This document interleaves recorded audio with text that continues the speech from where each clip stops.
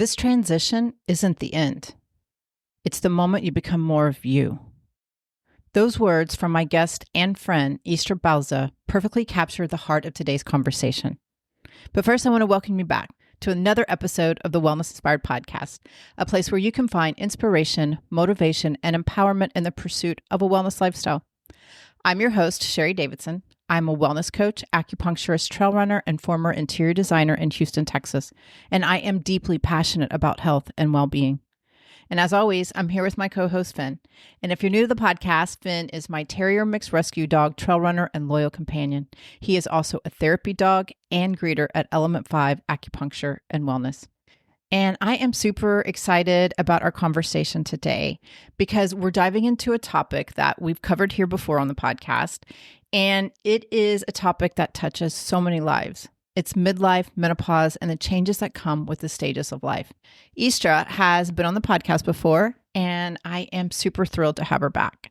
I think this is her third appearance on the podcast, and we always talk about the same thing, but we always have a little bit of a different spin on it. So for those of you who have not heard our conversations in the past, I think that she's been on the podcast twice before, so this is her third appearance. Just to give you a little history, me and Istra, we have been friends for many, many years, and we first met in the triathlon world. And the first year I had the podcast, her and I connected here.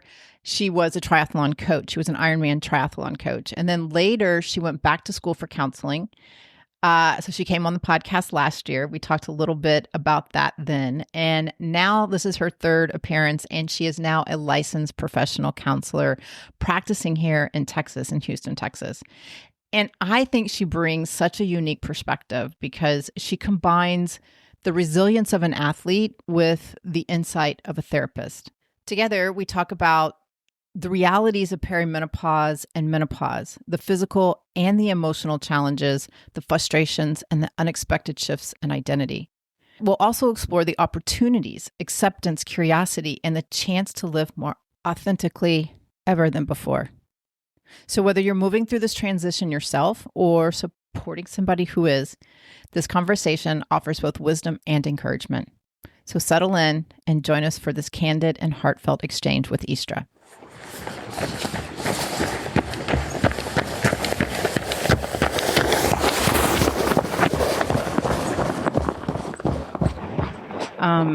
I can't imagine what our parents went through and never talked about it. Yeah, no, I mean, it's like everywhere I look, everywhere I remember going to my aunt, because my mom couldn't give me any information about aging or what she went through. I was like, oh, I was just busy. So I had to go to my aunt, and my aunt gave me, yeah, I remember when I transitioned, when the change came, and then she talked about all the things that were happening. She talked about symptoms. Yeah. She didn't really talk about, her inner world was going through, what she was going through. Yeah. So it's like, the mental piece of it. The mental piece. Yeah, and the emotional piece of it. Yeah. And I was reaching out to them to get some inner wisdom because we've lost our connection with the elders, the people that had this knowledge. And it's unfortunate, right? That we don't have access to that. Yeah. So. Yeah, even today, my mom still doesn't really talk about it much. Yeah, mine either. Yeah. Well, welcome back to the podcast, Istra. We kind of already started talking, but warm welcome. I always love talking to you. I'm so glad you're back.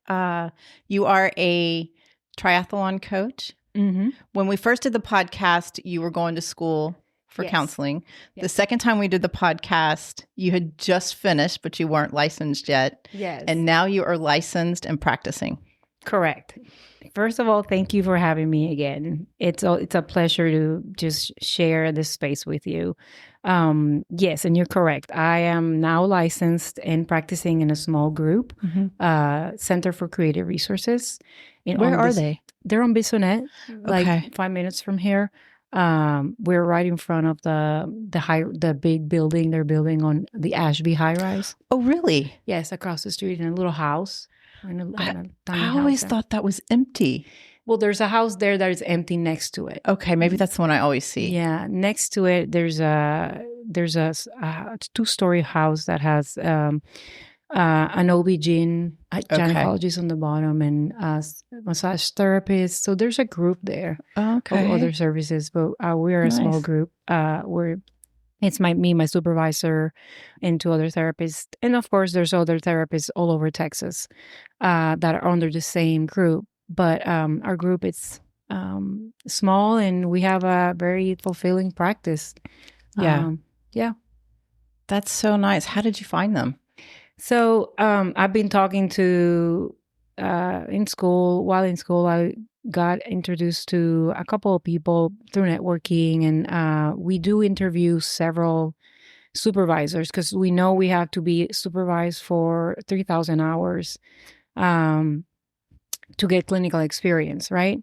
In the state of Texas, you can practice, you can have your own practice and still be supervised. So that's why you can go into group practice. But you have to have someone who oversees your work or a clinical sort of like mentor. Yeah. I don't know if you watch couples therapies on Showtime, but you see the therapist going to her own mentor. So that kind of like that, but sort of training / mentorship. Yeah. So I met her and it was instant connection. I really liked her. She has 35 years plus of experience, and she's very well known. She's a very well known couples therapist. Yeah. And I usually see individual clients that she refers to me from those couples. That say, like, someone in the couple wants to just go do psychotherapy on their own. She refers these clients to me. So it's like, it's been really going really well, and it's growing. And you said you're really enjoying it. Yes, I am totally enjoying it. Yeah, that's awesome. So tell people, are you a counselor? Like okay. Yes, I'm an LPCA, so that's Licensed Professional Counselor Associate in Texas. Of course, as a licensed professional LPCA in Texas, you can only practice in Texas, but we can practice remotely or in person. I am LPCs are called counselors in the allied health world. But we're basically offer the same services as a social worker or a psychologist. We all do psychotherapy. The difference is that for LPCs, counselors and social workers, we can attain these licenses after a master's. Versus psychology, I think clinical psychology, you have to have a PhD. So essentially, we serve the same populations, but it's just a matter of like the type of education you have. Yeah. Yeah. Mm-hmm. So what made you want to become a counselor? So it's a long process that I had to go through. I know you reached out to me about coaching. Yeah. Yeah. So I did coaching. For a little while. I think everything started with triathlon and endurance sports. Which is how we met, by the way. Yes, this is how you and I met. In the community. And and of course we loved endurance sports and the community and what it brings out of us, right? It brings a sense of connectedness and belonging, and through that I became a coach, worked with a small number of clients, athletes, and then a triathlon coach, an Ironman, the Ironman, a triathlon coaching side, and then I started volunteering as well. And through volunteering in, with women in underserved populations through nonprofits, helping women train and complete a 5K, women that were formerly incarcerated or even with, unhoused populations. So through some of the volunteering I did, I started thinking, wow, I do like the coaching. I do like the training and being with people and being a mentor to all those things. But I do like the one-on-one. I really like to work with people and to listen to them, to some of the root causes. How do they get where they are, and what sort of goals and dreams they have. So it became more of a, can I do this one-on-one? Can I And also because I needed that process too. This is the other reason a lot of people don't say in the mental health field is that sometimes we go to these professions because we also need that processing. We also need that look for deeper answers because we're all in this together. I would say a majority. Yeah, the majority, of course. I would say a majority. Yeah, don't ever think that your therapist is the most sane, normal person. Sometimes they are, they're out there and they have their things too. Yeah, exactly. Yeah. So and here you are. Yeah. Thank you for having me. This is always exciting. Well, we always come together as women, as athletes, and older women athletes. And we always talk about now, and the struggle is real. Yes. And we always come together and talk about perimenopause, menopause. We always get into the athletic side of it just because I think that's our history, but this is for everyone. Yeah. And so here we are again. I think it's an important topic to discuss. I know I see it in here, and the struggle, like I said, is real. And there's a lot more that goes on besides just like we were talking earlier, just the symptoms. Right. Yeah. Absolutely. And that's what we're going to talk about. So, yes. So, I mean, I'm so grateful that you have me here to talk about this because these are some things that are coming up for me more and more personally. I mean, it becomes a personal mission almost, but also with clients and with most of my clients in psychotherapy. A lot of them are mid-age, midlife, and also some young adults that come to either through couples that one of them has reached a point in their midlife where, like, okay, I've cared for everyone else, and now it's time for me to look at what is it that I want. How can I care more about myself? And I'm saying it in all areas, right? Like physically, mentally, emotionally. It's like a point where a lot of these women come and say, I didn't realize that the person I was during my many years of marriage, my many years working, my entire lifestyle or lifetime was, working towards, caring for others. Yeah. So it's like your body's screaming, hey, look this way, look internally, tend to your own body, your own mind and emotions. Yeah. So it becomes like a screaming, like you ignore it and you just keep going, grinding and working and doing the things and trying to be there for everyone. But then your body says, hey, I'm over here. Pay attention. And boy, does it. And it does. Yes. Boy, does it. I might have said this in one of the other episodes that we did, but I've been doing Chinese medicine for 18 years, over 18 years now. Yeah. I've been doing it for a long time. And I have been treating women the whole time, like with symptoms. Yes. And I totally going to be honest here. I've helped a lot of women with their symptoms. And there's some women I haven't helped, right? And I still can't figure that out. But the weight gain is on top of a lot of women's minds, including my own being an athlete, because I don't feel as good in my body. But there was a part of me during those years that would say because I work out all the time, right? Yeah. So I weighed the same my whole life. And I was like, because I work out all the time. But then it started happening. Yeah. But I would look at some of these women and I would think they just need to up their game, just up their game. Yeah. And now that I'm having some of the same experience, I'm like, no, that's not true. Like even as a practitioner. Yes. Looking back, I did help a lot of women, but there was a part of me that they just need to do a little bit more, just a little bit more, just right. Run a little longer, so, but now I know the struggle is, it's real. It is real. It is real. Yeah. I mean, it is real because it's more of it's a time where like all the external validation that you sought before, all the things you could do from an outside standpoint worked. Yeah. you gain a couple pounds, so you would go run a little more. Exactly. And your body weight would like stabilize, or you would Yep. like adjust your eating and that would stabilize your weight. Yes. But we know now in menopause, that's not the case. Right. For a lot of women.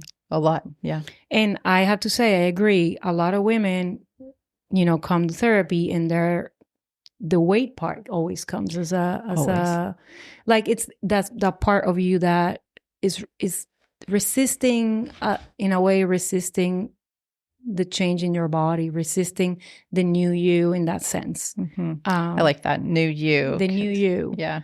So the new you, it's part of that big change. So this is why we're here talking about aging and menopause. So it's basically a stage of life that is inevitable, right? So, and we want it. We want it. We want it, and this is where why I'm here talking. This can be transformative. Yeah, for a reason, for an incredible reason, because this is now. Sometimes a lot of people come to me as in this is the end of life. Because yes, you are faced with a lot of fears of the future, of your body crumbling in your own, in front of you and things like that. But then, it's also an opportunity to look inward as to what I was mentioning a little while ago, to really dig deep and look at what is it that you need? What are the adjustments in your lifestyle, in the way you approach demands from work, others, in the way you challenge, in the way you talk to yourself, for example. That's a big one. Right. And this is one that, if you remember when you were an adolescence, if you go back to the way you talk to yourself when you were a teen, sometimes some of these negative thought patterns come back in this age. And the essence of that is that this is the moment where, if you had not addressed this narrative, this voice, this core belief about yourself, if you don't address it now, again, once and for all, right? Because I go back to, a lot of clients come back, yeah, this is kind of how I felt when I was a teen. Oh, interesting. The same insecurities are coming back. Do you think it's the time, like the hormonal fluctuation, or is it that people are empty nesters, they have more time on their hands to like hear themselves think, they're not so busy, maybe they're retired, like, is it all of it, or the answer to that? I do. It's all of it.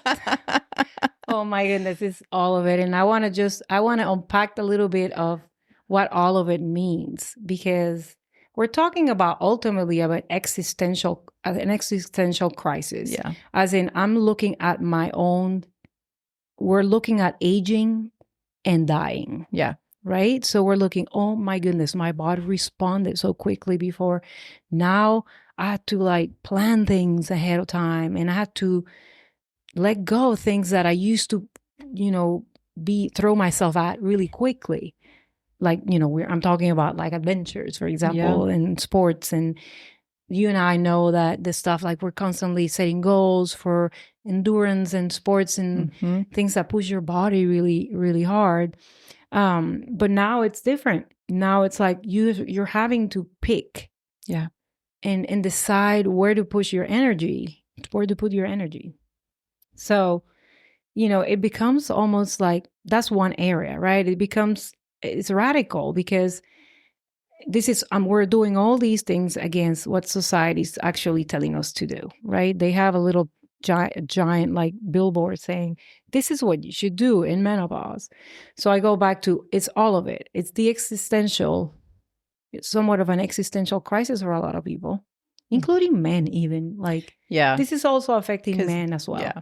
So because their bodies start to change. Because their bodies are changing. And their testosterone drops, and then their motivation, their want, that kind of raw, right. And they're going back, trying to stick to whatever worked before. Yeah. Right. So that's one, right? The existential issue. The other thing is we have some, like I mentioned, we have some ways we dealt with difficulties as young adults, as mid-age adults, and later. If we had some things that triggered us before that were related to unhelpful, like, negative thoughts about ourselves. Like, I got to be the fittest person in the room. I got to be in this weight range. I got to be like, there's these expectations that have not left us because this is the part where we continue to seek external validation in an unconscious way. We're not really thinking, oh, I'm always seeking external validation, but it is in the end. Yeah. And I think it's a moment where you sit down and think, okay, how can I be more self-compassionate? And it sounds very abstract, but it shows up in so many ways, as in how not self-compassionate we are with ourselves. And this is the voice, this is narrative that I'm talking about, that it's having some high expectations of body weight, body image. And we can go down the rabbit hole and, anxiety, depression, even like isolation, keeping yourself isolated from others, not reaching out to community. And I've seen it all in practice, and it's, it is, it can get What do you think complicated. the isolation is about? Well, that's a good question. So I could speak for women, for some of the women that I've seen personally as well. And I'm talking, when I bring things up here, I'm also bringing like firsthand experiences. I think there's a part of me and some of my clients that wants to pause, that wants to rethink goals, that wants to also give themselves time to accept the changes, accept that I don't look the same. I might look older. I think there's somewhat of a urgency to get this done and resolve quickly, as in, I look at myself in the mirror now. I'm using like readers, and I look at myself like, I might as well not wear them. I'm looking now and I see all the imperfections and all the wrinkles and my sagging skin and all that, and I need to do something about it quickly. Yeah. This obsession with doing things quickly, medicating quickly, so that I am presentable to the external world. And I think some women step outside when they go to therapy, when they're at that point that they decide to go to therapy. It's a moment where they're taking a step back from the limelight of their lives, and they're trying to reevaluate, reorganize. And some of them accept. I like the reorganization. Reorganization. Yeah. And I think this is where if you are in that phase of life where you're seeking internally and you're at the point, okay, I'm going to go to therapy to, work with body acceptance and the acceptance of this process, it becomes important that, that people understand that it's okay to take time to do that. Yeah. People around you, this is what happens, and there's a pressure to get it done quickly, that get out of it quickly, that get productive quickly, either physically, mentally, emotionally. And you're going to have, we go back to this word, a radical change. Is a radical effort for us. Yeah. Because everyone around you wants you to start being the person you were. Quickly. Yeah. Say, what's wrong with you? And I say, this is what I say and what I feel, and what I see my clients doing. It's like, take your time. Yeah. Take your time, go at your pace, live continue to show up as the answers come in terms of how you feel about yourself, and it's gonna be uncomfortable. And this is the part that a lot of clients say, but I don't understand why I still feel like crap. Yeah. Why are people telling me to do this, to get on this medication, to do this, to get into this program, to, now we have quick fixes for everything. Of course. And I'm not saying, yes, if you are very unhealthy, if you are starting from like zero, if you are having some medical issues, yes, try to follow the advice of doctors. But you could do that until you decide that, okay, I need more. I need more than just this fixes. Yeah.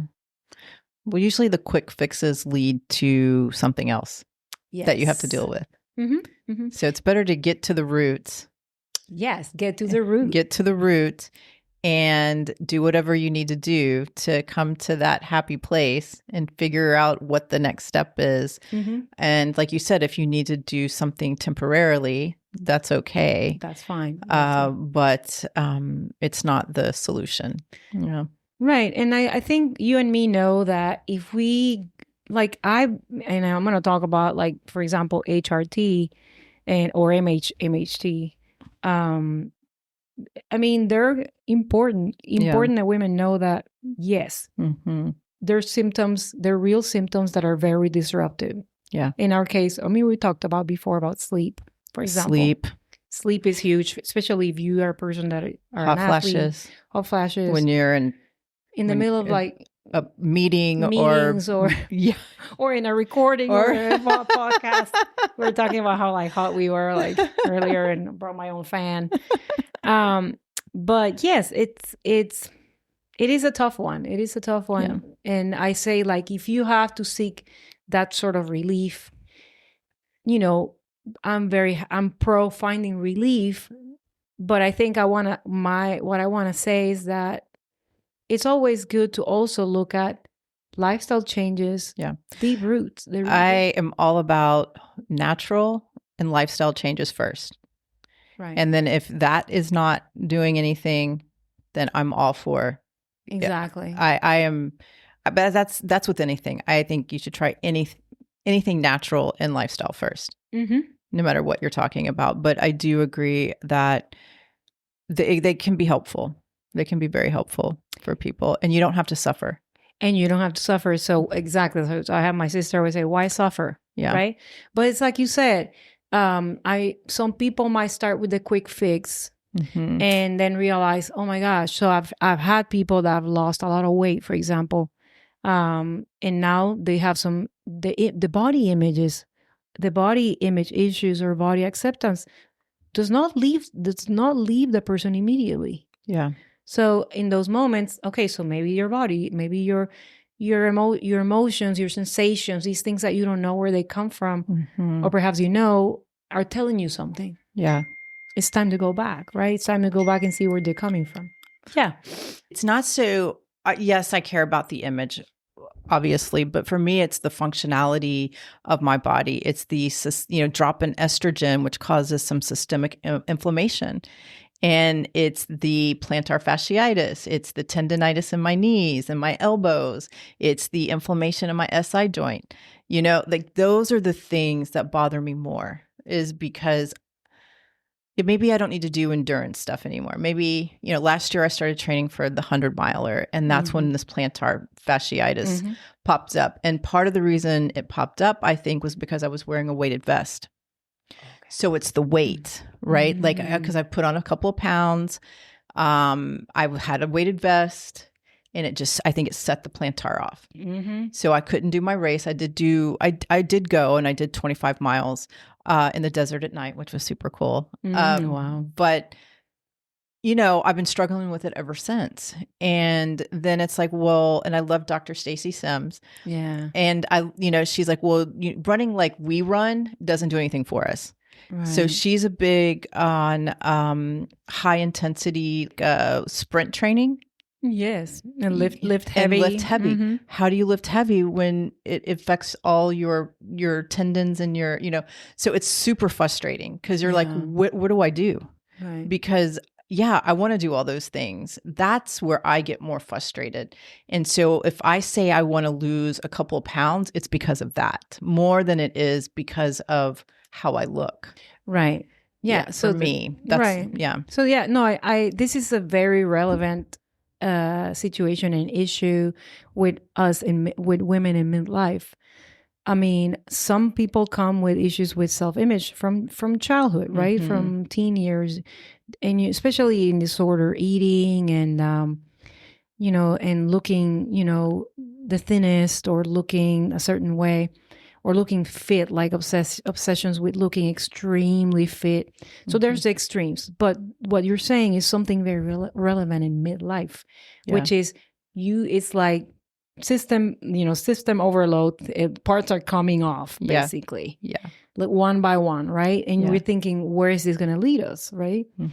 So this is the part where I tell people to take a pause. Yeah. And I'm not saying stop exercising. I'm saying mentally allow yourself to look at each skill you have, each endeavor you get yourself into separately, as in, how am I eating? How am I exercising? Can I, like you said, I was training for 100 miles. Can I train for less and still be healthy? Can I bring down the amount or the volume and still achieve the same? Now, I have to say that there's the part that you do those adjustments and then you are not where you want to be in terms of like, weight and body shape or what it is, because we know now that we need more. Yeah. Going back to doing more to get to a certain weight is no longer sustainable. Yeah. And I guess when we talk about that with clients, there's a lot of resistance there, right? And I think this is where we get stuck. There's resistance because ultimately what would be the ultimate tragic or catastrophe? If there's a catastrophic situation, not being able to exercise at the level you were used to before, what is the worst case scenario for you? Is it behind that a fear that you will be not able to exercise, that you'll be sitting sedentary on a chair? And it drives me crazy. And that is terrifying. It's terrifying that I want to be able to move. Yes. I enjoy moving and I enjoy feeling strong. I think mine's strength. Like when I like feeling strong. So now I am lifting heavy now. I did a heavy weights class yesterday. My plantar is much better, but I still haven't done any distance, which is fine. And I've asked myself like, okay, well, I don't know if I need to do the long distances anymore. And I'm actually okay with that. I still wanted to get that 100-miler was my grand finale. That was really supposed to be my grand finale. Okay. And, but that didn't happen. So what I really love doing is traveling and trail running. And so I love going to beautiful places and trail running. And I'm okay with that. I'm okay. I'm thinking about going to Madeira, Portugal next year and doing a race there, and it's sky running, but maybe doing the 9 to 13 miles. Yeah. Yeah. But it's been a struggle. Like last year was hard on me. I was obsessed with my foot, but it is, I feel strong when I'm able to, move and be mobile and lift heavy or, lift weights at all. And I know, I'm watching my parents get older now and, it's hard. It's really hard. Yes. I say that you brought up a really good point that it sounds like you've done sort of a process of acceptance in some areas and sort of like, it's been a struggle, acknowledging that it's been a struggle. It's not going to look, this whole transition is not going to look like all positive changes and it's not going to feel good all the time. It's going to feel like, one step forward, 3 steps back. Yeah. And you're making some adjustments, I see. And in the end, and I think this is where I talk about redefining sort of how we feel strong, and in terms of internal feeling strong and feeling athletic and all that. There's other ways, and there's through this disappointment of not being able to complete, these major goals, because we're major goal people. Yes. We fall from that cloud, we fall a little bit hard, and then it's okay, reevaluate, take your time, reevaluate. Okay, so can I still feel strong doing weights? I need to go out and explore that. And I think there's a part that I really love about the human condition, which is you get curious about how can I still feel strong? Yes. And not necessarily doing what I was doing. Yes. And I love that word curious. I use it all the time in my coaching. Yeah. Let's get curious, right? Let's get curious. I coach myself a lot. Like, okay, I'm at a point right now where I'm really throwing myself into building wellness inspired in my brand. Mm-hmm. And I've never been there before. Like I've had a pretty successful practice.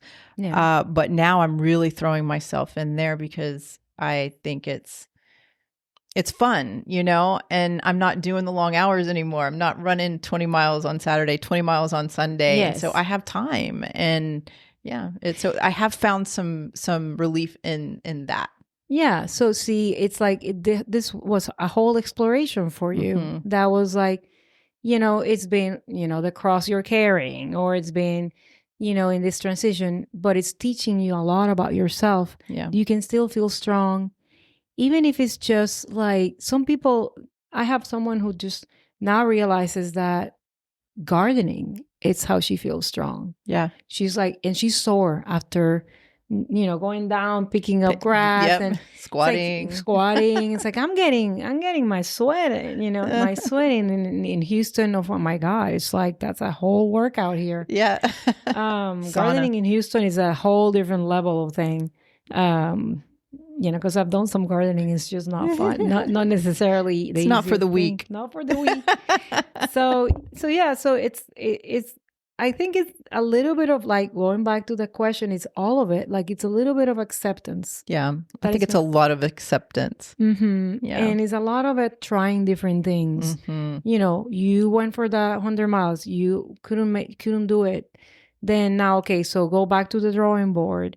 What can I do? And you just said, like, you went through starting to do weight train, or maybe doing more of it. Mm-hmm. There's also what we're against, in society, as people expecting us to get quickly, to fix it quickly, because this is how we operate, right? Mm-hmm. Everything moves so quickly around us.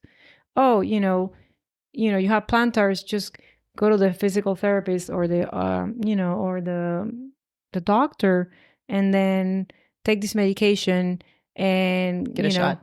Yeah, and then a shot every week, and continue doing 80 miles, and because that's the only way you can feel strong. Maybe not. Maybe it's other things. It's other things. It's listening to your body. Mm-hmm. I think, and in the ways that your body's not only talking physically, it's the way your body's telling you something. And this is the part that I love, which is the inner wisdom. Mm-hmm. Your body has inner wisdom. Yes, it does. Yeah. So what else influences this change, or can move you through this change in a positive, sort of rewarding way? And it's what we talk about all the time. Make sure that you're also playing. Making sure that you're also adding play. What makes you lose track of time? Mm-hmm. It might not be the 80 miles or the 10 miles we ran this Sunday. It might be that you went on a ride with friends and it was more of a chit-chat of a run. That's kind of how my runs are these days. Yeah. Right. Mine too. Sometimes I wish I had like a running. I'm not doing any running in clubs anymore. I wish sometimes, like, oh gosh, I need to look for a running club.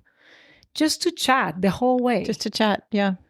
So different things that you can continue to explore with. What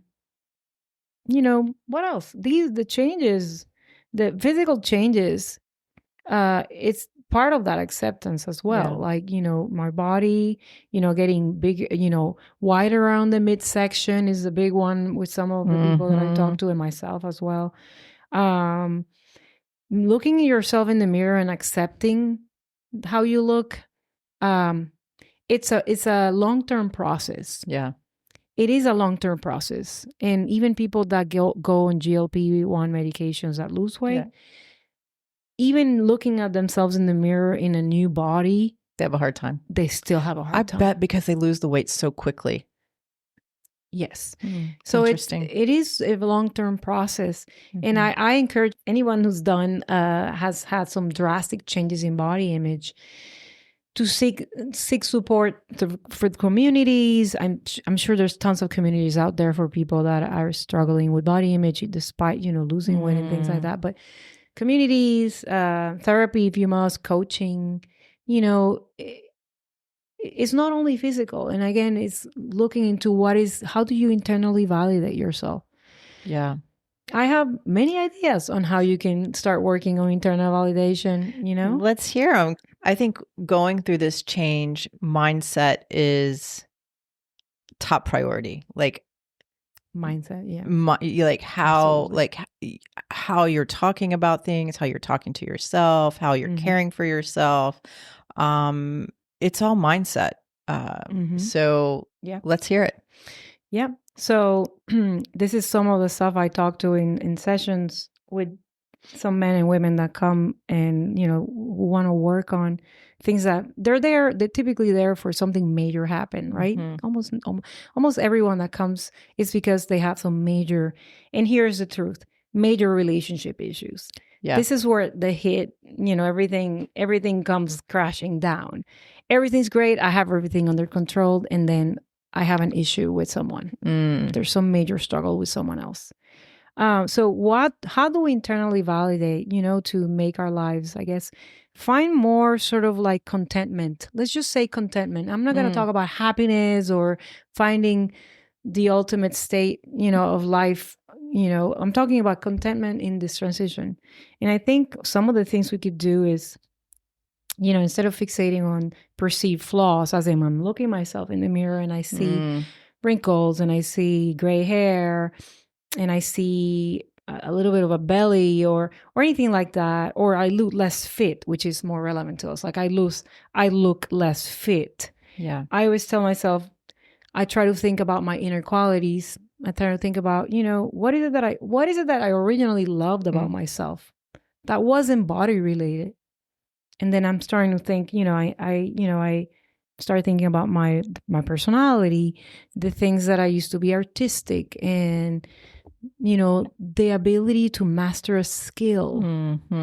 Sometimes it's like sport. It could be sports. It could be you want to master a sport, for example, a new sport. Pickleball is pretty popular now. Very popular. Yeah. Especially among the mid-age. The mid-age, yes. So mastering a sport is like anything that you do that creates competence, that you feel like you mastered something is a way to internally validate yourself. I think that's wellness inspired for me. Yes, absolutely. So, learning a new language, I always say something that pushes your knowledge and your curiosity, something hard, learning how to meditate, Tai Chi, and I say these are the things that people are in our age pick, but there's other things. Any investments in self will move you to, move the focus from internal deficits. Yeah. And I mean, physical, like I'm looking at myself as I have deficits physically, to more of a mastery of things that are fulfilling to you. Yeah. So it sounds like simple, but it's really people don't think about. They don't. Yeah. And I think but I think they're very impactful. Yeah. Small things that are very impactful that you can do. Yeah. Because if you think about what are our obsession with staying a certain way, looking a certain way. Don't you think that our culture has a lot to do with that too? Like everybody, half of the equation is society. It's society and the value they put on being young. Yes, and for women specifically. Yeah. I know it affects men, but for women specifically, this obsession with having us be likable, attractive, attractive to, like, everybody wants us to remain hot. Yeah. For an entire lives. That's a pretty big request. And I don't want it. But I think that just makes it so much harder. Yeah. It's like, why is that this obsession with us remaining this hot, incredible babe forever? Yeah, I know. Well, I treat some women in their late 60s and 70s, and they have told me that they're like, Sherry, when you get to a certain age, nobody sees you. And that makes me really sad. It's the part of the grieving process, as you become invisible. You become invisible. Yes. And that's why there's for people that are doing the inner work, there's a part in the stage where you start feeling like, well, I'm invisible physically to the world. This is time for my voice to be heard. And that's why I'm here. That's why I'm here talking to you. I love that. Like, the world's like, yes, and I agree. You become invisible. You may not see me, but you will hear me. You will hear me. And you know how it is with this age. You become more vocal about things that are important to you. Yeah. Yeah, you're the perfect example. I mean, coming and getting together and talking about these things is so important. And I totally agree that society also wants us to solve our problems individually. Yeah. And, get done with the program quickly, look great, wear that bikini in the summer, get that, race done, sign up for 3 races this year. Yeah, everybody wants our attention, basically. Our money. Everybody wants our money. Yes. And I would say, like, you have to step back and take that pause that I was talking about earlier to decide what is worth your energy and what is it going to really bring the more authentic part of you, right? Yeah. I'm tired of this race toward looking great and looking young. Yeah. And I think half of it is that. It's society fighting for our attention. Yeah. In the way marketing capitalism does. Yeah. But no, with us, it's like, I know there's a sentiment out there for women that want to age naturally, but it's radical. It's still seen as radical. Yeah. And it's unfortunate. Yeah. I can see both sides because I think a lot about wellness and longevity. And I think there is a natural desire to live longer just biologically. Like we just want to live longer. Right. I think that's just part of our race against. That's just who we are as a species. It's part of life. We want to grow and stay relevant and alive as long as we can. Yes. And I'm all about longevity. I do think that, a lot of products out there don't do what they claim to do. And so I think you have to sift through a bunch of stuff. Yes. But, when I think about longevity, like I want to be long, I want to live long, like, and healthy as long as I can. And so I have a foot on both sides of the fence. And you have to too. Yeah. If you live in reality, and you're in this world, like mentally, and you're going through this process, you have a foot on both sides. On both sides. Yeah, I definitely have a foot on both sides, and I also think that as an acupuncturist and somebody who does herbal medicine and lifestyle changes, like I'm very big on lifestyle, I also see the value in the Western way with certain things, right? And we are living longer because of the medical, right? And so I do have, again, a foot on both sides, but I think you have to, have the self-knowledge of where it is, where's your line, and what's okay with you. Because I do think that the wellness industry is full of a lot of chatter. They have all the answers. They have all the answers. All the quick fixes. And all the quick fixes. So I'm all about real wellness, but I definitely can see the value in some of it. So yeah, I agree with you. I'm not, I would say I like to talk about doing things because I am also a believer in trying something natural first. Absolutely. And if it doesn't work, if it's becoming unbearable, then definitely go for something that will provide some relief. Yeah. But I want people to understand that I'm not saying do that in that order, but consider, like you said, consider what's out there, because we are very intelligent. We have things that have, we have evolved and we have some wisdom in our genes. For example, I came across some really interesting information because I do a lot of reading of research with menopause and anxiety, which is what I kind of want to specialize in and continue to work towards. anxiety during the menopause is where, of course, we know that the estrogen and hormones keep us sort of safe from anxiety. Some people still experience anxiety, but when you lose your hormones, all these things come up, and anxiety is one of the things that comes up with clients. But a lot of the anxiety is because, of course, you had it previously before, even before you were a mid-age adult.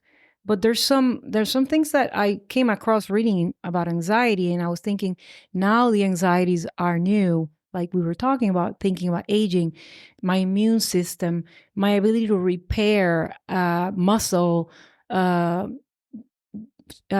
come back from illness. Yeah. Those things are real concerns of us in aging. But I have anxiety over that. And a lot of women that come to me have anxiety over their health. But they have anxiety over their health. Yes. That's what, yeah. Yeah. So, yeah. But I went, of course, I know there's some things we know that, once we lose hormones, we can go in HRT and extend our longevity. This is how it's being marketed to us, and there's some real compelling research that points in that direction. But I was like, there's got to be more, because HRT has been something that has been around only for 50, 60 years, maybe more. It's somewhat of a new thing. How are women still living longer than men? Because the average, the grandma effect. Yes. So there's that 5 to 7 year extension for women. Purpose. There's one. Community, being, having meaning in community. So that's a major aspect. It just, the research that I've looked at talks about that. Even if it's just taking care of a grandkid. Yes. Like it doesn't have to be, something that you're going to change the world and impact the world. Right. It's something. Absolutely. Just caring for a child, Just caring for a child, helping your a niece or a grandkid, or taking care of dogs. It could be anything. Yeah. It could be anything that is meaningful. And what I'm trying to say is that HRT is one aspect. Hormones, replacing hormones for longevity is just one aspect of longevity. Yeah. And what's fascinating to me, and it was like the ultimate paradox, was that estrogen, even when you stop producing estrogen, your immune function, the memory of the immune function you had before stays with you. And it was like, what? Yes. So we do have stronger immune function before menopause, of course, because we're carrying child, and this is the way evolution has prepared us. So major protectors, right? Yeah. To the female body. But there's an imprint of immune memory. Oh, interesting. That makes this is the hormonal imprint kind of memory part, right? So it builds like a more robust pool of memory cells, immune cells. So what that means is that you retain better adaptive immunity even without hormones. Wonder if that has anything to do with the gut biome. I am 100%, totally believe that the gut biome, the gut-brain biome, the axis, gut-brain axis, is fundamental in well-being. And of course, now we know with GLP medication, jumping into that topic, that nutrition, what you eat, how much you eat, and everything has direct impact on your body, your weight, and everything else. It's like before we thought the more we exercise, the more we can, stay healthy. But no, it's more about the amount of food the type of food your intake, nutrition, feeling nourished, so the paradox for me was fascinating because it's an example of how lifespan is determined by a mix of not only the hormones but biology, environment, and behavior. Oh yeah. You talk about community. That's huge. Yeah, well, the blue zones, wasn't that? The blue zones, yeah. part of the centenarians. That Yes. community was something they found in all of the areas. Yeah. So the Strong community living, the preparing food for others, sharing meals, sharing food preparation in those communities. Some of them growing the food. And if you think about it, these have been like women's jobs for millennia. Yeah. And they lived longer, and there were no hormones to make them live longer. And I'm just saying, again, hormones are important, but it's not the end goal, not the quick fix. Right. So I love the Blue Zone, the documentaries on the Blue Zones. It's fascinating. And I'm like, I should go back to eat the stuff that I was eating back home when I was in Puerto Rico. Because it was like a lot of legumes, and I was never too big on animal meat, but I used to eat plenty of protein through legumes and fruits and vegetables, and it's like, why can't I go back to that diet? Well, I try. And it didn't work. Sometimes it's just harder here to do because, of course, you got to intentionally make these trips to the supermarkets that have the stuff that you want to eat, stay away from the intersection of the supermarket. It's like stay on the supermarket outer, 101, stay on the outside. Yeah. I always now look at where food is coming from. Yeah. Like, is this produced in, it's like mangoes, but they're produced in whatever, so I'm looking at the regions. After coming from Spain, I actually started looking, where's my food coming from? So more conscious about stuff like that. Yeah, I think you should be. Right? Yeah. We need to be conscious of those kinds of things. Yeah. So, I think, with menopause, it's like a lot of it at the end of the day is finding some peace with the decisions you're slowly or gradually making. Yeah. Right? So, because you have to acknowledge and embrace that there are physical and emotional changes. The emotional changes, for example, are some of the things that I work the most with clients, is that because you have an inner fire to speak up and to say, here, I've been caring for everyone, and I've been looking at what everybody else needs, work, family, husband, relatives, even your own causes. Like, I was realizing how we make everything a chore, as women. And you have to look at that too, like how society expects us to make everything our chore. Yeah. And it's so ingrained in our brains, right? And then take a step back. Are you now, like, for example, I volunteered for many years for this organization. And then I realized towards the end, it's like, I'm tired. I'm tired. I know they need me, but it's time for me to take a break, and then now I go when I feel like I want to go. Yeah. Why making things a chore, right? There's plenty of stuff like that out there. Yeah.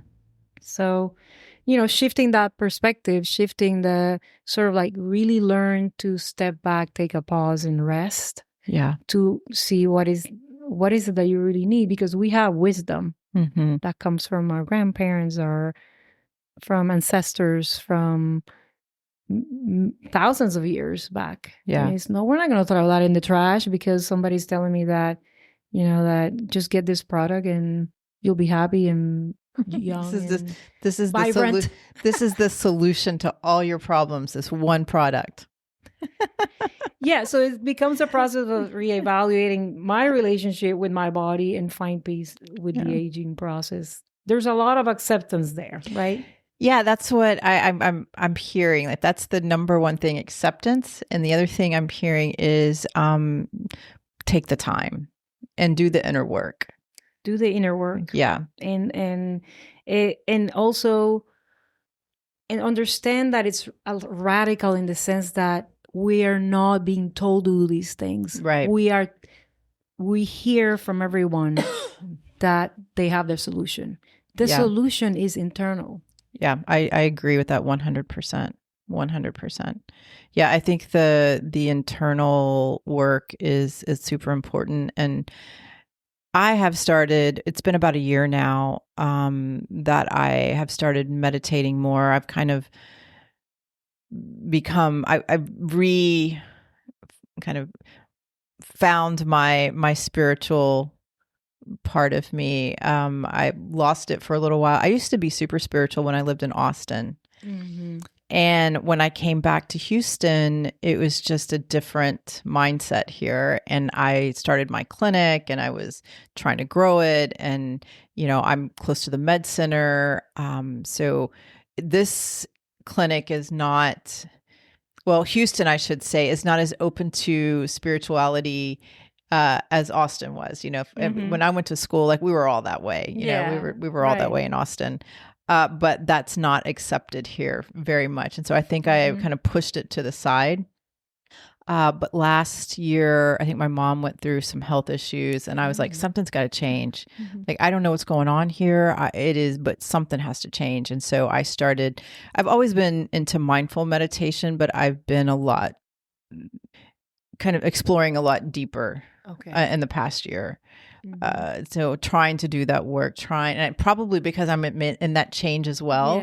So I was trying to figure things out, and I knew I needed to sit with myself and just do the work, and it's been really good. Yeah. So that's a good example of how like your environment can make an impact on you, as in you say you were more spiritual in another environment. Here and it's a little bit of an example of how society works with aging, right? Like it's hard. It's really hard to not feel self-conscious or feel bad about yourself when you're trying to make things, you're trying to make decisions and set goals from an internal space. It's so hard when your environment is not supportive. Yeah. So it goes back to the community, finding the like-minded communities. Where are the women that are listening to their inner wisdom? Where are the women that also wanted to do natural or emphasize natural inner wisdom or natural ways, right? Where are they? I don't see a lot of, I had to dig and look for sources. Well, that's one of the things I really like about Dr. Stacy Sims. She's an example of having a foot in medical and having a foot in more like natural lifestyle. Yeah. And she looks fantastic. I don't know how old she is, but she looks fantastic. I think she's I'm not sure. I thought she was older than us, but I think she looks, she and everybody she has on her podcast are like looking amazing, and they're all our age. Yeah. Yeah. So I think I like that she started her whole movement towards women with her research. Of course, she was one of the first people that started putting research out for women being different. Yeah, I think her TED talk was "Women are not small men." They're not small men. She's an athlete, or she trains athletes. Yeah. Yep, and we don't recover the same from. We recover in different ways. We're not supposed to be. We feed differently. The way we eat is differently. With the way we thermoregulate is differently. So she was the precursor to all that, right? She was the one who started to say, hey, she is. And I think she's against I don't want to say too much about it because I haven't read up on it, but I think I heard her say that she is against cold therapy for women. Yes. So she's also going out there and say, hey, all these fads, all these things that are working for some people, hey, gotta study how this affects women. So the same thing goes for anything that is a fad that is just now, when it's a fad, when your algorithm on your reels or on TikTok or whatever, when you constantly receive the same messages over and over and over, or anyone who claims that, look, do these 3 things and you'll, like whatever, wherever I see somebody telling me that do these 3 things and your life will change, I was like, oh my gosh, silence that. Boop, bam. Curate your social media. Yes. Curate the heck out of your social media. I think you said before we started that's the first thing that you might recommend to somebody is to get off social media. Do it temporarily, do it permanently, take breaks from it. It always helps. Yeah. It's interesting. For my business, I feel like I need to be on social media, and I go through these phases where I'll jump on it for a little bit and then I just get tired of being on it. And I don't even get on Facebook that often anymore. I'm on Instagram. It kind of in a subtle, unconscious way. It kind of takes away from you, depletes you. That's how I feel. Yeah. And even for my business, it's like they want you to engage on their platform so much just to be seen. And it's just crazy. Think about like you want your listeners and your followers to be people that truly connect with you. Right. Like you're not a piece of candy. Right. No. Like, no, you just no. Well, you are. What I'm saying is like, sweet. Yeah, I just like, I feel like it's important that this is part of what we should embrace. What we offer, what we have to put out and offer in the world, our voices, our essence. If it comes from an authentic, true self and with this inner wisdom, the people that will be in our tribe, in our communities, will be drawn to us by that. You don't want to do, I know you have to engage more video, engage more with, the algorithm or whatever, but you still have to put out authentic work. Right. Yes. So it is a challenge, but I know you're there. I know you're there and you're doing it. I see what you're producing. Yeah. So, and your work speaks for itself as well. She's a great acupuncturist. Oh, why, thank you. I still need to come and get my session. I'm here. Yes, I need to. I'm here. I just signed another lease. So, oh, wow. Okay, great. So I'll be here for at least another year. That's I am, trying to grow Wellness Inspired. So we'll see where that is in a year. But I'm having a lot of fun because I love the coaching as well. So it's just a nice, I've been doing acupuncture for a really long time and I need a little bit of a shift, I'm rethinking things, and you have different needs when you get older as well. Right. Exactly. Accepting what comes. Right. Yeah. I think about my parents, and they're getting older, and I'm an only child. And so I would like more freedom to not have to be in the clinic. Yeah. That's huge. Because if I'm not here, I don't make money. And if I need to go, my mom had a couple of health things, and I kind of started thinking about all of that, where it was like, what if I needed to spend more time there? Like, and what am I going to do? Right. So those are adjustments. This is lifestyle. Adjustments. Yeah. So I had to start thinking of some other things, and then just more freedom to do what I want to do. Right. Right. And those are some major changes that you have to start thinking. I mean, yeah. And I noticed, I love Chinese medicine. But yeah, it's time to make a little bit of a shift. Yeah. For my own sanity and, yeah. Yep. So I'm so glad you are making these changes for yourself. I mean, this is the good part. This is the part where like you move towards what like your body's, your true essence, right? You have parents, you want to be close to them. And in the end, I mean, if you think about it, relationships are almost one of the most important things. One of the most important things. I feel like for most people, I'm sure there's some people out there some people that are really hermits and loners. Yeah.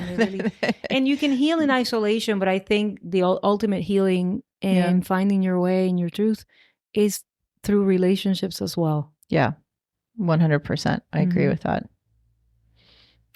So I have something I want to do. Okay. I want to do like a rapid fire for menopause, and I'm going to ask you maybe a few questions and just rattle off some stuff. Okay. Okay. You ready? I'm ready. Okay. Best thing about menopause. Ooh, I love when they ask me questions like that, because there's so many good things that it's taken me 4 or 5 years to get to this point where I can kind of get a feel for what's amazing about menopause. I feel like for me personally, and for some of the clients that I see, it's a realization that it's okay to be more you. And it's a realization that like you don't have to be there for everyone around you. That it's a moment of self-prioritization. And even if you're not fully aware of it, everything points to take care of yourself. That radical, I guess that's the radical acceptance. And that radical, and then the radical acceptance. And here's where it's really amazing. It's like I would say not having estrogen flowing constantly through my body is that it's like a veil has been removed from me trying to pretend to care for like every little detail in my life. As in now, I don't have to be liked as much. I don't have to be accepted as much. It becomes a mission of how much more can I accept myself, right? And of course, you do have your conflicts and things with, loved ones and things like that. And they somewhat see a different person because you used to be more compliant but now it's right. Like, do I really need to be accepted, understood all the time? Do I have to over-explain myself? It's a sense of, it's something that I can't fully describe, that is like, I don't have to. Yeah. I don't have to, really. So I become my mission is to understand myself more every day. And this has happened to me as I transition from perimenopause to menopause, more towards menopause than perimenopause. Because perimenopause, we can have another whole podcast on it. It was tumultuous. Yeah. This is a time where you are really not sure what's happening. And yeah, it's when you're at the beginning of the acceptance. It's like, wait, what just happened? Like, but there's a lot of denial. There's denial. You don't want to talk about it. Yes. It's definitely a hard stage. But I guess in menopause, you've gone through the phases, and then you're in that acceptance phase, and then you go, oh, who gives a shit? Exactly. So in a very short way of saying it, and in like quick terms, you give less of a shit. You give less. So yes, but it's true. It's true. There's a sense of like being comfortable in your own skin, but more than ever, because I've been comfortable in my skin in the past, on and off, as a woman, but not at this level. And people that, if you're in perimenopause, my advice is like, if you want to start thinking about how to process and how to work towards getting to a good place physically, mentally, emotionally, talk to someone who's been through menopause, who's already postmenopausal and has been menopausal for a few years. Because it's not like we know more or we're better. It's just that you're higher in the mountain, and the person coming in perimenopause is like a little lower in the mountain, and you can see, if you're rock climbing, you can see the grooves, and you can see a little bit more of what's happening, and you have more information ahead. Yeah. So it's not about being better or less or having more wisdom. Honestly, it's just because we see a little more. We've seen the process. We've seen the process, the transition, and we struggled. And I think if you give it time, like I mentioned, to rest, peace, and sort of like a pause to process and do everything we've talked about here, you'll become more yourself. Even with the pressure society puts on you, even with some pressures from loved ones and people wanting you to go back to who you were, I think you end up falling into your own self, in your own authentic self more. And I think it's been very good for me. I mean, it's been very good. I love it. This is the part where, like, can I tell you that menopause is not that bad in the end? Well, I always suggest, when it shows up in the clinic, I always guide people to resources, so they can surround themselves with people. Right. Support system. Support system, and hear other women talk. So I think that's huge for sure. Yeah. But I like that. So you become more authentically you. So what would someone need to do to make sure or move in that direction to, when they do cross over into menopause, and to be more authentically them? I say do the work, but what else? Like what do people need to do? Because I'm sure there are people that cross over that don't hit. Right. No, yeah, for sure. It's like some of the clients that I come around. There's so many layers. Yeah. There's so many layers. This is the part where I say your body, your emotions will get the best of you. Yeah. Right. So you've been in a caretaker role to everyone around you, for example. You went through the turmoil. You have so much more anxiety. You perhaps are depressed or high functionally depressed. Mm-hmm. You're going about you go to your job. You perform. You get a little mental, and then you start getting symptoms. And once you understand and you seek help, you get on HRT. You go to your doctors. You perhaps start going to therapy. What's going to happen is that you're going to realize that you haven't been setting the boundaries. So the boundaries that keep you, you haven't sat down with setting the right boundaries around the people around you in terms of what you need. There's a lot of like looking at what our needs are. Yeah. So a lot of people sit down and talk to me and say, I didn't know that on Saturdays, I needed half an hour to just go through these poems that I've been wanting to read. Yeah. I've been postponing it. I'm talking about people that like reading poems. And yeah. I didn't know I needed time for creativity. I didn't know. It's like life for me was work, coming home, kids, now older adults, aging parents. Again, goes back to, I didn't know I was concerned about managing people's emotions all the time so that I have felt some sense of control. For us, like people that need control, like I always say, anxiety and control and the fear of uncertainty is huge. So it's a realization that there's so many layers of things that triggers us every day. And it's like, how do you know? Well, I get this horrible anxiety, tight chest. Of course, if you have a tight chest, always check, make sure it's not something, like biological or medical. But if you're constantly feeling in a state of semi-panic or it comes up frequently, yes, HRT medication works for stuff like that. But panic and almost anxiety and panic and anxiety attacks in our age, sometimes a lot of the times have like a base in like emotional dysregulation. And well, and half of the anti-anxiety meds don't work. Right. Like I think 1 in 5 work for someone. Right. And we know that for, I think the research still points to the best thing for anxiety is medication plus therapy. Yeah. So therapy and medication.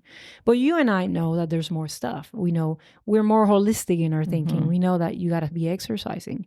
You got to be resting. You got to be sleeping well. You got to be eating right. So we add on all that. But in therapy, when people come, I think that what they realize that the layers they have to remove have to do with the things that they haven't addressed, which is many times emotional stuff. Yeah. Like, okay, so I got triggered every day by my boss, or I really feel like I'm on a conveyor belt every day. Well, and then I get a lot of people that tell me excuses, right? They come and like, oh, my job depends on me. They depend on me. My employees depend on me. And I say, well, yeah, but do they really? Do you really have to be there for everyone? And then looking at how you have not been setting boundaries around that. Yeah. So it's just layers and layers and layers that sometimes go all the way to trauma. Yeah. Like, the firstborn child. Yeah. The firstborn daughter syndrome. Like you feel like you have to care for others, otherwise you'll seen as your core belief is that you're unloved. Or so we can go all those deep. All those we beliefs. can go all the way we can go all the way to the root, basically. Okay. I have another one. What is the most underrated therapy tool? Underrated. That's a great question, Sherry. A great question. I think journaling. Journaling. Writing. Yeah. Writing a word, like, even if it's just 3 words that you felt. Now, for some people, sometimes people that don't have a whole range of emotions that they can identify, it might require some, okay, look at here. What does that feel like? And then you have to explore with them how much is their emotional repertoire, right? But once you identify what your repertoire is of emotions, writing, whatever comes up. I am not a writer. And I began doing my own work, right? When I started school. Because therapists are required to do therapy. I guess if you know, but people sometimes don't know that. But writing, journaling, writing in post-it notes, keeping word files, audio, dictating or like recording. My sister records on her phone and she goes back and she re-listens to it. She listens to it. When I journal, I never go back and read. Well, it's more of just a brain dump. It somehow does its job. Yeah. When you do. And tell me what happens when you journal. Yeah. What ends up happening? Because it's different for everyone, but it always provides us there's a psychological effect that happens. It's like once it's externalized. Yeah. I think that's for me. Like it's a brain dump for me. It's a brain dump. Yeah. Like I just dump and then I don't know if I ever go back and ever read it. You needed that brain dump in that moment. Yeah. Maybe years from now, you'll go back and go, wow, I was really struggling back then. And this is where I say, go back to when people that have journaled the entire lives, sometimes they go back into what would the former self would have think about this. And then they see their progress. They see, wow, I can't believe I used to feel this way about myself and now it's different. So yeah, it's nice because sometimes change is slow and you don't recognize it. And you feel like you haven't changed at all. So if you can go back and see like, oh, wow. Yeah. Yeah, exactly. That's a great point. Change is slow and sometimes we need some way. We need witnesses, right? So if we don't have a community, we don't have a loved one, we don't have a best friend. Yeah. Journaling also helps people that don't have all that. Yeah. And if you're not a writer, record. If it's something like you want to write songs, if you want to rap, some people like, I've seen everything. You can sing. Do whatever you want. Everything you want. But yeah, I would say, the brain dump is a good way to put it. Yeah. Okay. Number 3, what grounds you when you're spiraling? Oh, wow. I love those questions. I love these questions. For me, I go back to my essence. I like dancing and music. When I feel the most despair, if I put some music on and if I feel compelled to dance, I'll dance, but it's just listening to music. Yeah. Like I run with music. I would not do any running without music. Really? I need music for running. Running is hard for me. It's funny. It's not like I would say running is not natural for me, but I do love it after you're done. Yeah. I had someone once, this is when I was doing a bunch of ultras. He was like, what do you listen to pump you up? And what do you listen to when you run? I'm like, nothing. My husband. And he's like, what? Yeah. You don't listen to anything? And I'm like, no, I don't. My husband is the same. He doesn't need any music for running. Yeah, I don't. For me, it's just music gets me on a zone, gets me on that emotionally regulated state. Yeah. And it almost always works. Yeah. Yeah. If I'm by myself, I will put music on sometimes. But if I'm doing an ultra, I'm in a race. And so I don't ever, I just enjoy the people around me and the quiet, the peace when I'm by myself. In those races, I imagine that there's so much to absorb. There's so much. Yeah. And you're just on and I love the sound of my feet when I'm running on the path. Wow. Okay. And sometimes if I'm listening to music and it's the wrong beat, it frustrates me, especially if I'm tired, because I feel like I'm being pressured. If it's like maybe too fast. That's a great, really interesting thing. Yeah. Yeah. So and rhythm. rhythm is, if it's too fast and I'm tired, I just get frustrated. I'm like, just turn it off. Just turn it off, because I feel pressured. That rhythm, like almost like a metronome, it just helps you, move. And then I guess it gets you and it keeps you in the zone. Yeah. I like hearing my feet. Okay. Yeah. That's awesome. I mean, I think that's great. Yeah. Great to hear. So yeah, I mean, I think for me, music is pretty powerful, but I grew up in Puerto Rico. I grew up around music. I still feel like now my new thing is that I'm discovering. It's interesting you're talking about that, because I've discovered some music recently that perfectly match my cadence, and I'm beginning to experiment with that. And interesting. And it was like trap and reggaeton. Really? Reggaeton. Yeah, believe it or not, Bad Bunny, is a sensation. So now, like the super famous trap artist that, and then I realized that the music has this beat that is the same pace that my comfortable pace. Yeah. And I'm beginning to test that out and liking it. Oh, it's like dancing. Like it's like it's hard to do like a waltz to a rap song, right? Like it just doesn't mix. It doesn't mix. But I can see if you have the right music or the right tempo with your cadence, that it could be more like a dance where it's, maybe I need to find some music that's. Yeah, depending on what is it, the purpose of my rhythm. Yeah, on the workout, like if you want to do like tempo, okay, you just really look at, I'm sure people do that. Like, I'm sure they do it for cycling. Okay. Like, I'm sure people do it for running too. I guess I just pick songs that I like, but. Yeah. Then also, I mean, there's some people that come and I have a few clients who brought up music, and I said, yeah, bring music. Let's look at the sounds, the beats, and the lyrics. Sometimes they get really into the lyrics.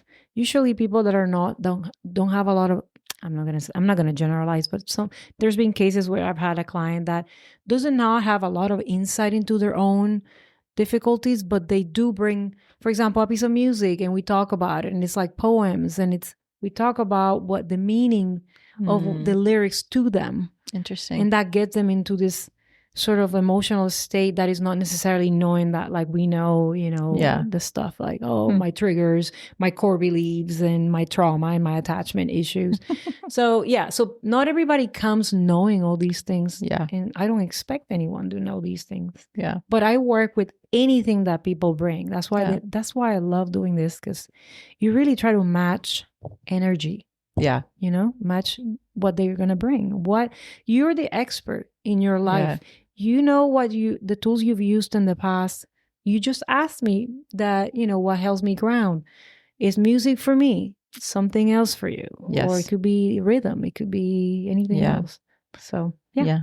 Sounds like you meet people where they are. And I try to meet them where they are. It almost always works. Almost. We're also human, right? We're also human. Okay, one last question and we can wrap it up.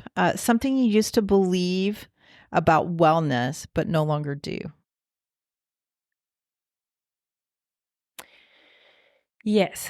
So I got to think about this one. Yeah. I would assume that this is a question where I just have to put my mind in one of them, because there's so many. I thought, before entering menopause, I'm going to go back to before menopause, because menopause just, served as a sort of an awakening, right? So I would say that when I was younger, a young adult, or in my 30s and 40s, I thought wellness was really about, eating well, just eating well and exercising, and living a stress-free life. Now my mindset is different. I feel like wellness is more as a unique search for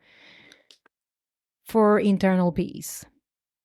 And that could be playing with your dog. That could be, it doesn't have to be exercise, nutrition, hormones. It doesn't have to be these things that everybody prescribes for wellness. it's a unique mix of personal things that have worked in the past and then new things that you might discover when you're struggling, right? When you find yourself going to therapy, when you find yourself coming to a wellness coach, when you find yourself coming for acupuncture. Yeah. So you have to be mindful and be aware of when that happens. So it's very unique. Wellness is very unique.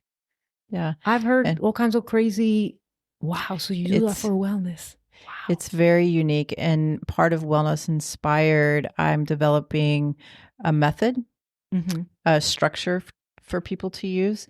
And to make it uniquely me, I love adventure. Yeah. And I think that we should look at wellness as an adventure. Yeah. And I think that there are risks, there are unknowns. Definitely. And we have to try things on and see what works for us. Because what works for me might not work for you. Right. And so it is a process of exploring and discovering. That curiosity. And that curiosity of what it is that you need. Right. And, I'm applying this to everyone who wants to make healthy change, but definitely in this phase of your life as well. I think it's really important, and it's, wellness doesn't come in a bottle. It doesn't. Right. And it can be helpful maybe for you, depending on what it is you're trying to accomplish. But really, it does start inside, and it is a process of exploring who you are and what brings wellness to you. So totally agree with that. That is awesome. That is great that you're making the structure for that, because it's, in the end, like the other person, the client is the expert, right? Like, and you want to bring some of the creative resources that have used in the past. Right. And that could be, like in my case, music. It might be, I like being in nature. I like adventure. I'm with you. Play, adventure. That's where I seek discomfort. Like that controllable discomfort that I seek is through play and adventure. Yeah. But I understand that perfectly. Yeah. I know exactly what you're saying. Yeah. But for some people like my daughter, for example, she doesn't like to be outside sweating all the time. Like she's more like a seek discomfort in other ways. But adventure for me, and this is one of the things I'm refining, is because I feel like when you say adventure, most people think, oh, I'm going to go climb a mountain. Right. No, you're right. But it could be, maybe you like to try different restaurants. Exactly. You can be adventurous in a lot of different ways. So I am exploring that, because I get that feedback. They're like, oh, I don't like to, adventure is like Iron Man, or climbing ultras, or climbing Everest, or, it's like, no. It's adventure can be trying new things.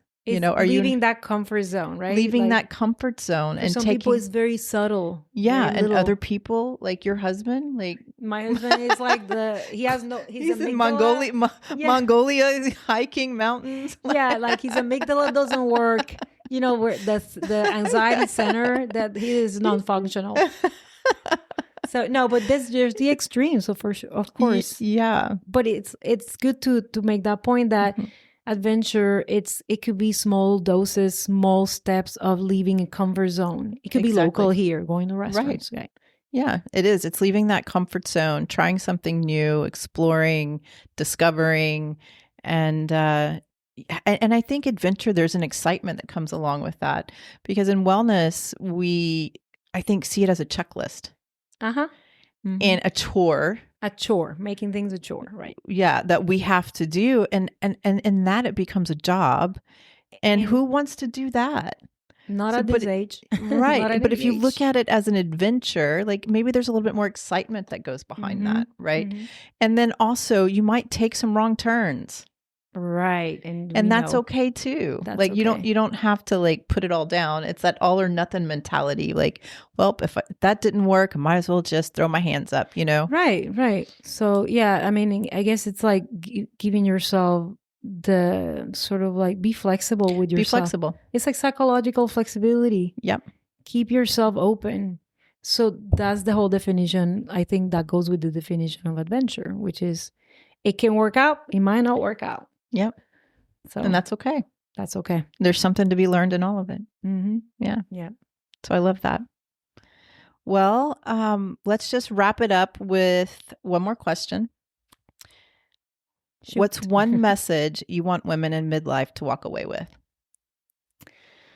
So I'm gonna try to be concise, right? I'm trying to keep it, sort of, I want to say that it's inevitable. It's going to be a stage of life. It's not going to be easy. Mm-hmm. It's not going to be like I asked my mom, I don't know. I don't know. I was so busy. It's going to bring discomfort, but there's also opportunities to get to know yourself better. And I don't say it in a superficial sort of like, that I'll decide that I like different color or different foods. I say it more as in an opportunity to become more you, to remove the layers that kept you in a role as a woman. And I always say caretaker, but I mean caring for others. We do in a subconscious way. Sure. You're constantly managing others' emotions, and you're constantly sort of like tippy-toeing around the world to be able to be perceived as a caring person. Mm-hmm. Take all that energy and shift the focus towards you. Do the same, put the same effort towards yourself. Because in the end, what comes out is a more real you, a more authentic yourself, you. So it becomes sort of almost like, this is my person comes out. It's like, this is who I was before my entire lifetime went by. This is who I was. And you kind of remember, you go back to some of your essence. Like, was I an an introverted person before? Yes, I was. But I pretended that I wasn't for so many years. Now I don't care how I'm perceived. Am I an adventurous person and I was putting it aside, putting it as in, putting it in the drawer, but I really have this need for adventure and I'm going to go travel, I'm going to go do these things, or I'm going to venture out and take a dance class or dance lesson, or, learn Tai Chi or whatever. It's just, it's really in the end, an opportunity to become more you. Yeah. Forever. This is not going to leave you. Yeah. That's a huge benefit. A huge win. Huge win. Yeah. I love that. Anything else? How can people find you if they want to work with you? So, well, thank you again for inviting me. And, I am at Bisonet, but basically I have a practice. And if you want to reach me, and can I give a phone? Can I say a phone? I'll put it in the show notes. Okay. I'll put all your information in the show notes. If they want to find me, they can also find me through my website. It's Soul and Sun. So that's SOUL and SUN.com. It's my website, and this is where all my counseling and coaching information is. There's a form there. They can fill out the form if they want to inquire about, I usually offer a 15-minute free intro call. Could be video, could be phone call. So because we want to make sure that we're a good fit for each other. Sure. I'm not going to work, we got to get to know each other a little bit to see if we can work together. Yeah. So I do that, and you can do that through email me through the website. You could also call me and just give me the number and I'll put and anything else you want me to put in the show notes, and that way it'll just it'll live there. It's fairly easy. Just reach out by email or phone, and I will schedule you for an intro call. And I love my work, and I just hope I'm able to help more women. I feel like I've been on this journey with you. Yeah, it's like we sort of have, like, we've been doing this for like 4 years. It's the 3. The podcast will be 3 years old this October. And I've been in menopause for 2. So I met you in the height of my perimenopause. But I met you way before. We met like younger, when we were younger. Yeah. I was in my 40s. Dave introduced us, and then you did the Pup Sport logo.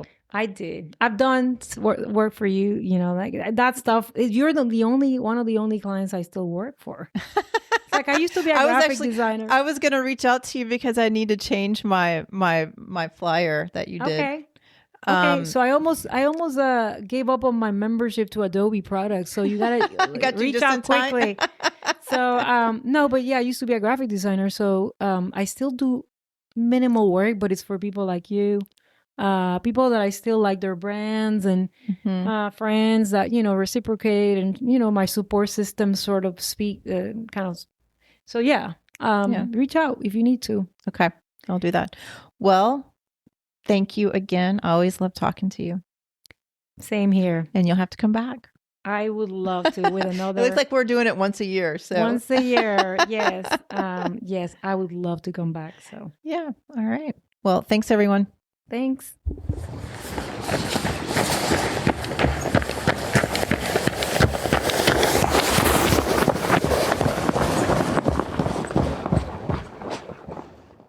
If you like what you hear, please subscribe to the podcast and share with your family and friends. You can also give me a rating and review wherever you listen to your podcast. It helps others find me as well. To get updates on new episodes and wellness inspiration in your inbox, please join the Wellness Inspired community. Go to thewellnessinspiredpodcast.com to sign up. I'll put the link to the website in the show notes so you can click and join. Also, there's a Facebook community at The Wellness Inspired, and you can follow me on Instagram at wellness_inspired. If you're in the Houston area or just visiting and interested in our services, acupuncture, herbal medicine, cupping, zen shiatsu, or dry needling therapy, contact us. You can find out more on our website at element5om.com. That's element5, the number 5om.com. And again, I'll put the link in the show notes. If you're interested in health and wellness coaching, we can connect in the clinic or on Zoom. Reach out to us and we'll get you on the schedule. And as always, I would love to hear your feedback. I am dedicated to bringing you great content that is inspiring and informative with an artsy, fun, edgy spin. Thank you so much for listening. We'll meet here again next time. And remember, never stop exploring, learning, loving, and being you. Bye.